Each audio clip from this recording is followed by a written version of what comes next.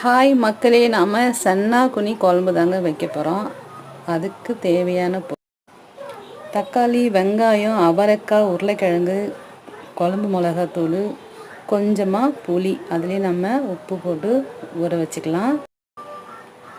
ஒரு சட்டியில் எண்ணெயை ஊற்றி அந்த எண்ணெய் காஞ்சதும் வடகம் போட்டு வெங்காயம் போட்டு வதங்கினதும், வெங்காயம் தக்காளி போட்டு வதக்கிட்டு தக்காளி வதங்கினதும் மிளகாத்தூளை போட்டு வதக்கிட்டு அதுக்கப்புறம் ஃபில்ட்ரு பண்ணி வச்ச அந்த புளியை நம்ம ஊற்றிக்கலாம். குழம்புல உப்பு காரம்லாம் கரெக்டாக செக் பண்ணி பார்த்துட்டு நம்ம அரிஞ்சு வச்ச காய்கறியும் அதிலேயே சேர்த்துக்கிறோம். அரிஞ்சு வச்ச காய்கறியை சேர்த்து கரெக்டாக உப்பு காரெலாம் போட்டு குழம்பையும் கொதிக்க சுண்ட வைங்க.